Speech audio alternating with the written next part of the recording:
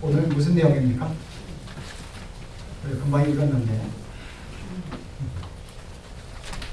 예수님이 날 때부터 소경된 자를 고치는 사건입니다. 여러분 이 내용 보신 다음에 기독교를 오해하시면 안 돼요. 단순히 하나님이 병자를 고쳤다라는 사실만 가지고 기독교는 마치 이렇게 기적을 통해서 병자를 고치는 곳이 교회가 한다라고 생각하시면 안 됩니다. 여러분이 성경에 나와 있는 기적은 그냥 병자를 고치는 사건이 아니에요. 어떤 사건입니까? 여러분이 구약의 내용들을 보시게 되면 메시아가 오시면 어떤 일이 벌어져요? 절름머리가 일어서고 귀머거리가 듣게 되고 벙어리가 말하게 되고 소경이 눈을 뜨게 된다.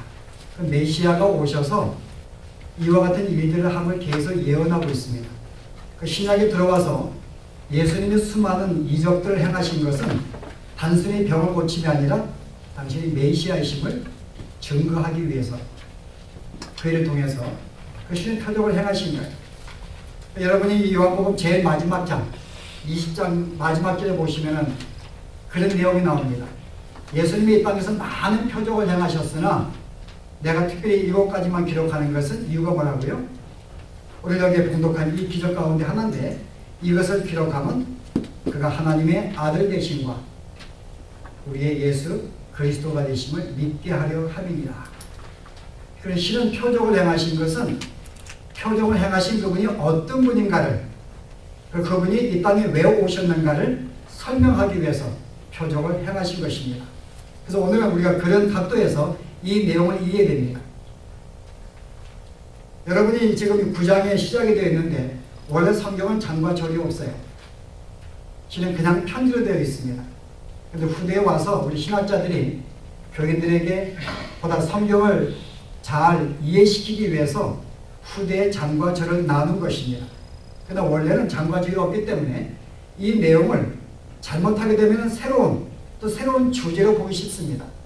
그러나 우리가 장과 절이 없다면 분명히 이 내용은 앞에 있는 내용과 깊이 연관되어 있는 것입니다. 그래서 실제 앞에 있는 8장의 내용을 이해하지 못하고서는 이 9장의 이적의 이 내용을 이해할 수 없습니다. 왜 날 때부터 소경된 자를 고치셨는가? 이 내용을 이해할 수가 없어요.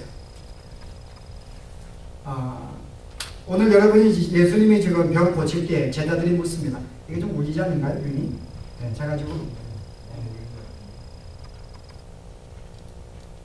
제가 좀 소리를 지르는 편인데 이게 울리니까 소리를 지를 수도 없어서 뭐하다 지금 묻혔어요?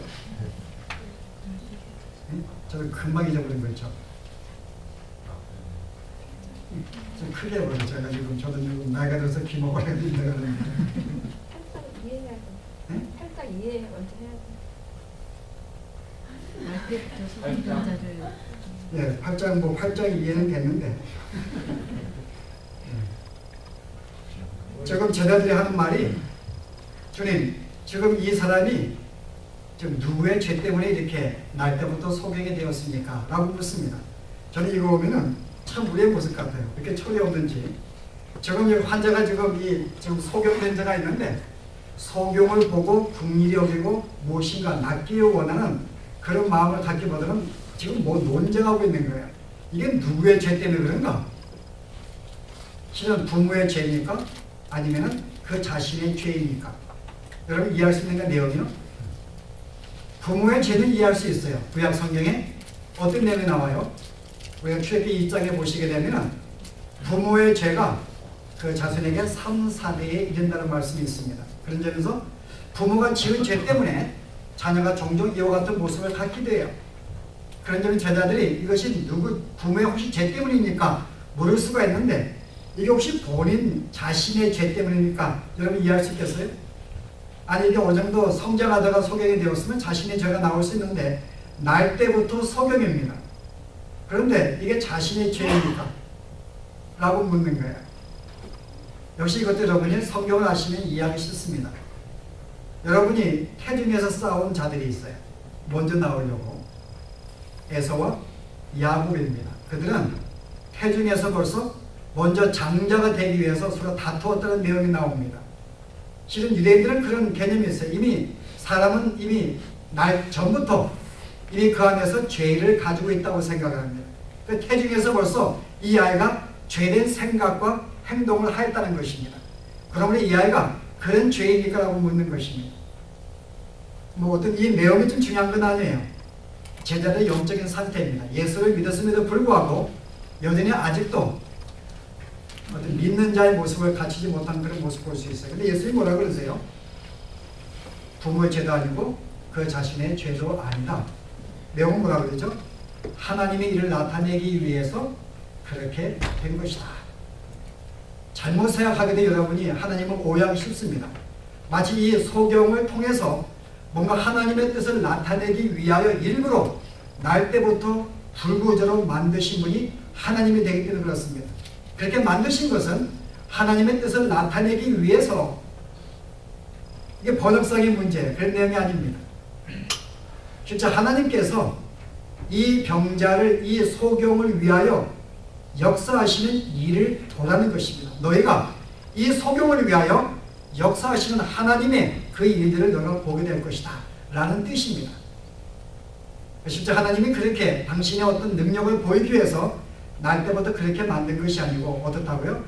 이제 그 소경된 자 있는데 그를 긍휼히 여기시고 어떻게 그를 위해서 일하시는가를 하나님이 보여주기 위해서 라고 말씀을 합니다.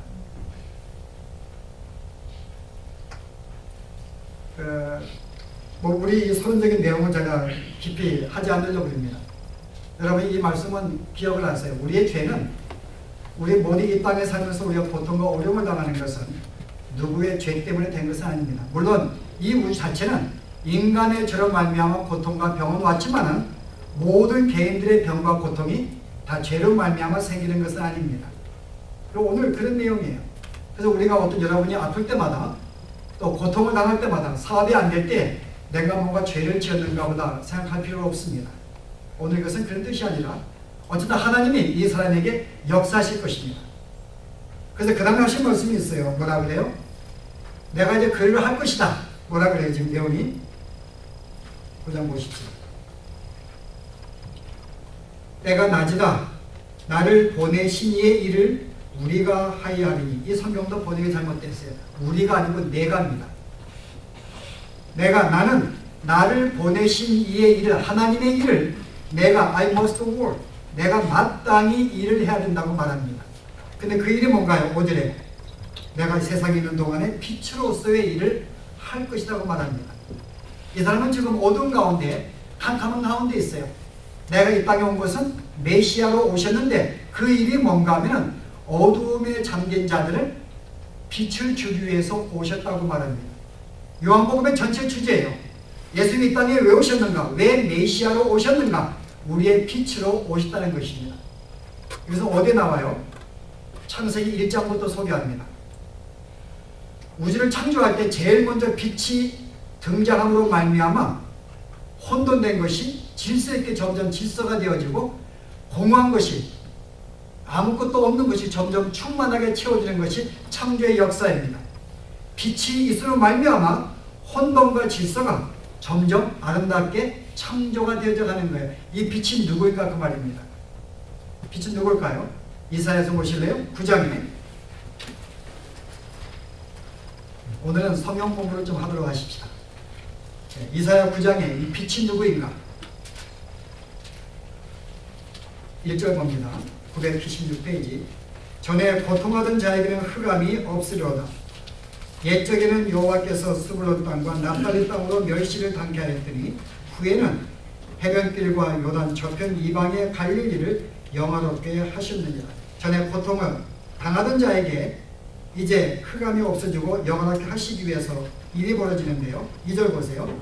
흑암에 행하던 백성이 큰 빛을 보고 사망에 그늘진 땅에 거하던 자에게 빛이 비추다.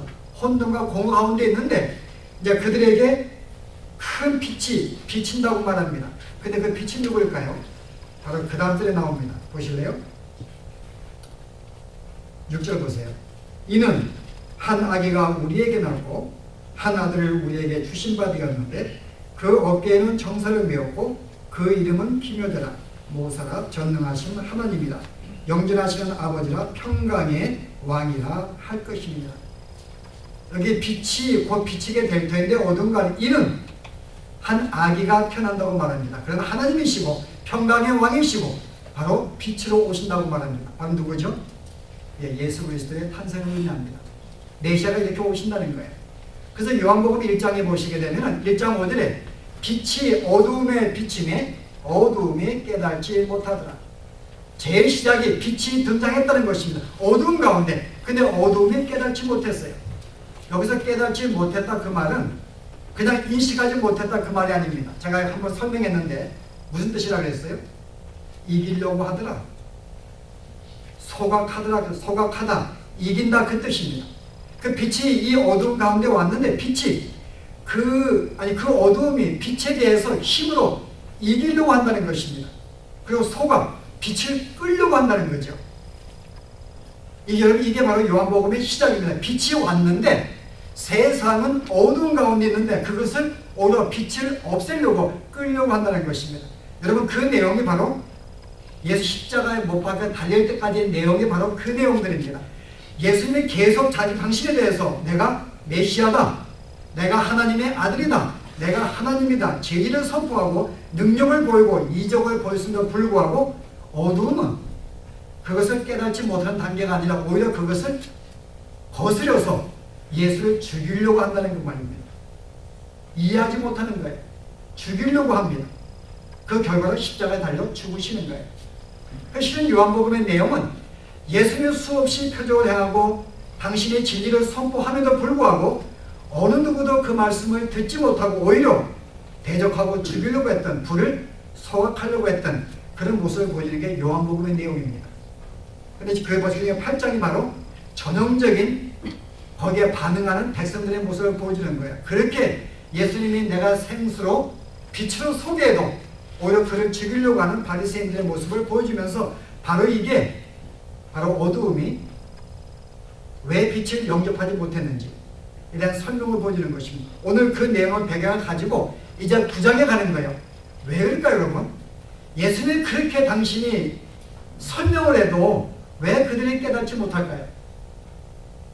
오늘 9장에 바로 그들은 소경이기 때문에. 언제부터 소경이에요? 날 때부터 소경입니다. 저는 날 때부터 소경하고 만나지 못했어요. 그래서 그들의 심리가 어떤지 모르지만 책을 통하여 책을 통해 배웠는데 책을 통하여서 그들의 상태가 어떤지를 압니다. 여러분 어떠시대요? 날 때부터 소경이 보지 못한 것에 불편함을 느낄까요? 못 느낄까요?